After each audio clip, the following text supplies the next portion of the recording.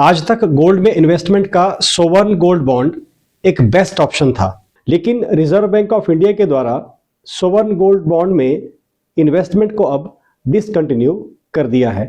आज की डेट में गोल्ड में इन्वेस्टमेंट के लिए सरकारी क्षेत्र में कौन से बेस्ट विकल्प मौजूद हैं, इस वीडियो में हम उन सभी विकल्पों पर चर्चा करेंगे। नमस्कार, स्वागत है आपका grow rich with mutual funds में।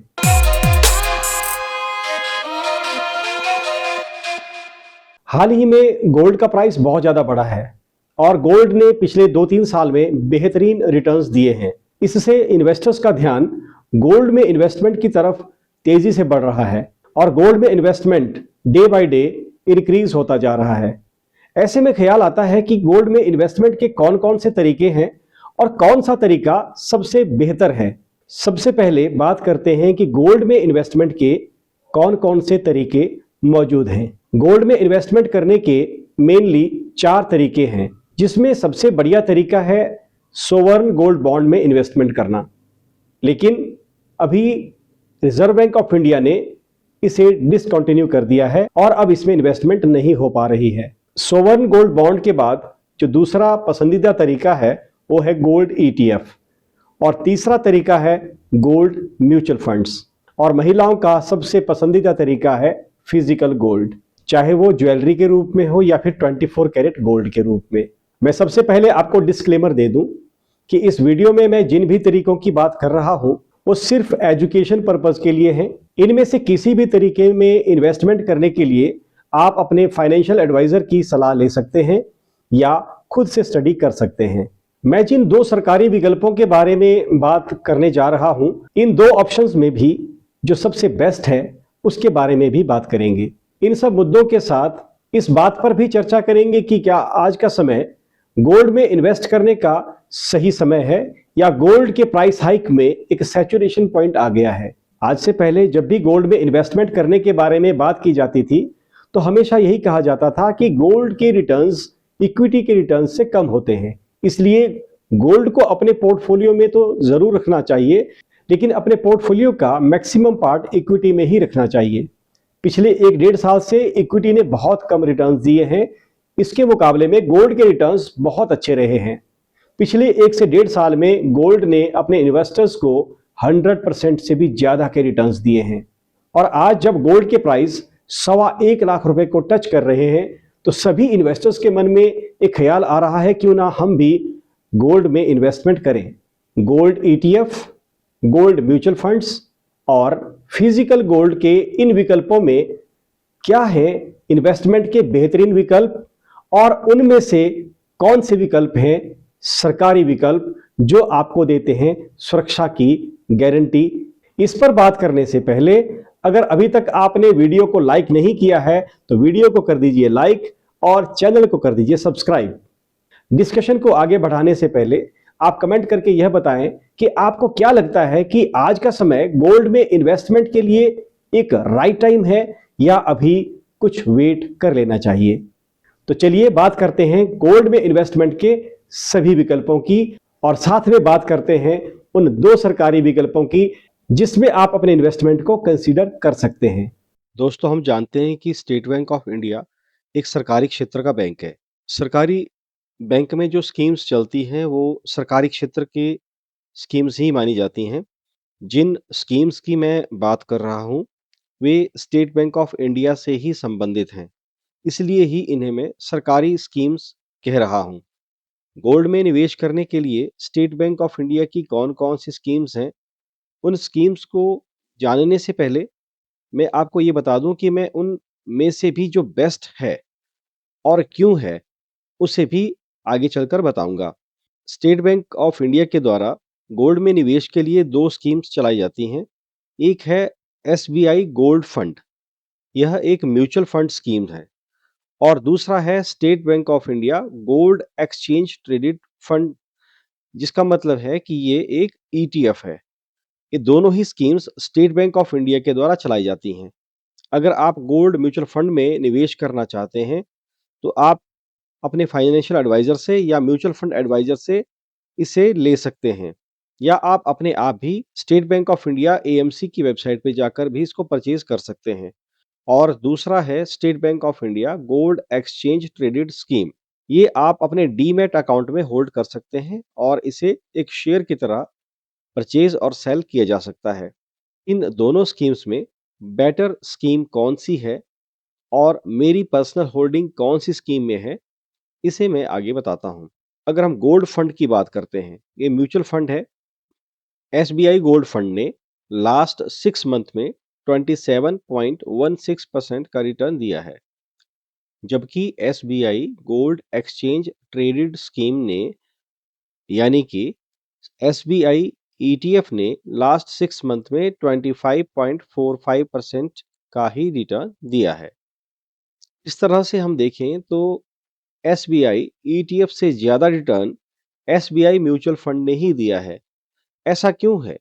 अब ये समझने की भी जरूरत है।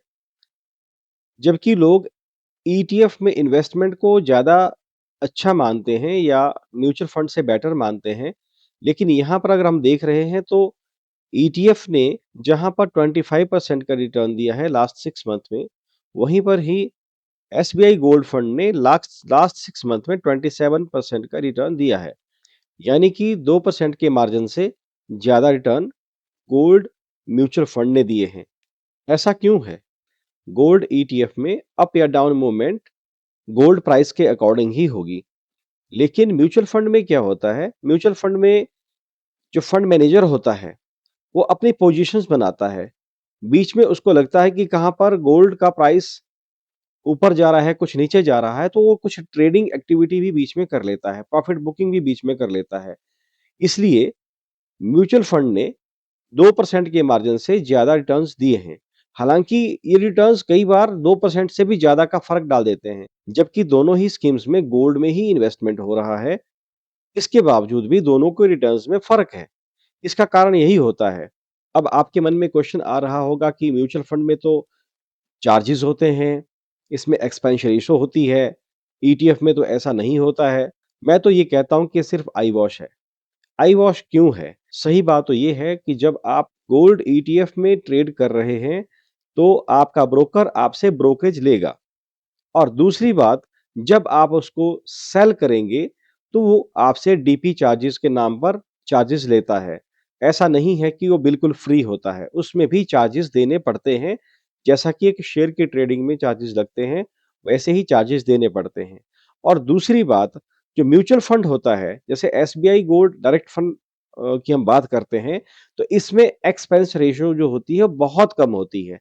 अगर मैं इसकी बात करूँ, तो आप यहाँ पर देख सकते हैं कि एक्सपेंस रेशियो कितनी है, 0.1%।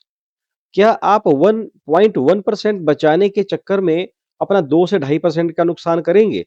0.1% एक्सपेंस रेशियो है और इतने ही चार्जेस ईटीएफ की ट्रेडिंग में पक्का लग जाएँगे, क्योंकि आप डीपी चार्जेस भी दे रहे हैं, आप उसमें कमीशन भी, ब्रोकरेज भी दे रहे हैं और ये brokerage broker to broker vary भी करती है। इसलिए जब आप बड़ा बनने के बारे में सोच रहे हैं, जब आप करोड़ों रुपए के बारे में सोच रहे हैं, तो मुझे लगता है कि 0.1% के चक्कर में आप 2% का नुकसान तो नहीं करेंगे। और रही दूसरी बात, रिटर्न्स ने इस एक्सपेंस रेशियो को वैसे ही नल एंड वाइड कर दिया है। इसलिए दोस्तों, ये जो एक भ्रम फैलाया जा रहा है कि म्यूचुअल फंड से ज़्यादा अच्छे ईटीएफ होते हैं, मुझे तो लगता है कि एक भ्रम मात्र है। अगर बड़े बनना है, तो छोटी-छोटी बातों को, छोटी-छोटी सोच को हमें त्यागना होगा। जो फंड मैनेजर है, वो ट्रेडिंग एक्टिविटी भी कर रहा है आपके लिए। बीच में जब भी उसको लगता है कि मुझे मुझे पोज़ीशन काटनी चाहिए, मुझे गोल्ड परचेज़ ज़्यादा करना चाहिए या मुझे पैसा कैश में रखना चाहिए, क्योंकि फंड मैनेजर कुछ एक परसेंटेज में पैसे को कैश में भी रख सकता है। तो इस तरह से वो आपके लिए आपके पैसे को अच्छी तरीके से मैनेज कर रहा है। उसमें 0.1% के कमीशन के लिए, एक्सपेंस रेशियो के लिए इतना हो-हल्ला मचा दिया जाता है। अपने यूट्यूब वीडियो को हिट करने के लिए इतना ज़्यादा हो-हल्ला मचा देते हैं कि बस पता नहीं कितने करोड़ रुपए की ब्रोकरेज आपसे कट गई। तो इसलिए मेरी जो पर्सनल इन्वेस्टमेंट है, वो तो म्यूचुअल फंड में ही है। और दूसरी बात है कि जिस भी कंपनी का आप ईटीएफ ले रहे हैं, आपने आज से 15 साल के बाद, 20 साल के बाद उसको सेल करना है। क्या उस ईटीएफ का वॉल्यूम उतना ही है? वॉल्यूम का मतलब है कि उसके बायर कितने हैं, उसको परचेज़ करने वाले कितने हैं स्टॉक मार्केट में। वो आपकी रिस्पॉन्सिबिलिटी है उसको सेल करना। उस समय आपको बायर मिल भी रहा है या नहीं मिल रहा है। अगर आपने एसबीआई का लिया, तो क्या एसबीआई का गोल्ड ईटीएफ खरीदने के लिए मार्केट में बंदा है? अवेलेबल है जो आपके ईटीएफ को परचेज़ करेगा और आप सेल करेंगे, या फिर आपके पास किसी दूसरी कंपनी का ईटीएफ है, तो जब आप आज से लॉन्ग टर्म में उसको सेल करने जाएँगे 10 साल के बाद, 15 साल के बाद, तो क्या उस समय उसके लिए बायर अवेलेबल है? क्या उसका वॉल्यूम है? इस चीज़ की चिंता आपको करनी पड़ेगी। लेकिन जब म्यूचुअल फंड की बात करते हैं, तो ये सारे टेंशन का विषय फंड मैनेजर का है कि उसने उसे कहाँ सेल करना है। आप ट्रांज़ैक्शन लगाएँगे तो आपके अकाउंट में पैसा उसको देना ही पड़ेगा। तो इसलिए मैं तो गोल्ड म्यूचुअल फंड को ज़्यादा बेटर ऑप्शन मानता हूँ। बल्कि मैं तो ये कह रहा हूँ दोस्तों, अगर आपको लगता है कि आपको ईटीएफ में जाना चाहिए, आप ईटीएफ में परचेज़ कर लीजिए। अगर आपको म्यूचुअल फंड में जाना है तो आप म्यूचुअल फंड में परचेज़ कर लीजिए। मेरे personal investment gold mutual fund में है। गोल्ड म्यूचुअल फंड में और गोल्ड ईटीएफ के परचेज़िंग में कोई ज़्यादा डिफरेंस नहीं है, क्योंकि इसकी एक्सपेंस रेशियो बहुत ही कम होती है। अब प्रश्न उठता है कि क्या यह समय सोने और चांदी में निवेश का सही समय है, या सोने और चांदी के रेट्स ऐसे पॉइंट पर पहुंच चुके हैं जहां पर एक सैचुरेशन पॉइंट आ चुका है। गोल्ड और सिल्वर जैसी मेटल में निवेश करने के लिए हर समय एक सही समय होता है, लेकिन अपने निवेश को अगर आप लमसम के रूप में करना चाहते हैं तो फिर कुछ बातों को ध्यान में रखने की आवश्यकता होती है। लेकिन वहीं अगर आप अपने निवेश को स्टैगर्ड मैनर में स्टेप बाय स्टेप करना चाहते हैं तो गोल्ड और सिल्वर में इन्वेस्टमेंट का समय हमेशा सही समय होता है। जब जब भी दुनिया में टेंशन्स बढ़ती हैं तो गोल्ड का प्राइस हाइक होता है। जैसे आजकल ग्लोबली जो सर्कमस्टांसेस चले हुए हैं, उस टेंशन के बीच में गोल्ड का प्राइस बढ़ना लगभग तय है। लेकिन ग्लोबली जैसे ही ये टेंशन्स थोड़ी सी काम डाउन होती हैं, जो गोल्ड के प्राइस में हाइक हो रहा है, शायद वो हाइक उतना तेजी से ना हो जितना पीछे के 2-3 साल में हुआ है। इसलिए अगर आप गोल्ड में एक लमसम के रूप में इन्वेस्टमेंट करना चाहते हैं तो थोड़ा सा संभल कर, और अगर आप गोल्ड में सिस्टमेटिक वे में इन्वेस्टमेंट करना चाहते हैं, धीरे धीरे थोड़ा थोड़ा अमाउंट करके इन्वेस्ट करना चाहते हैं, तो यह गोल्ड में इन्वेस्टमेंट का सही समय है।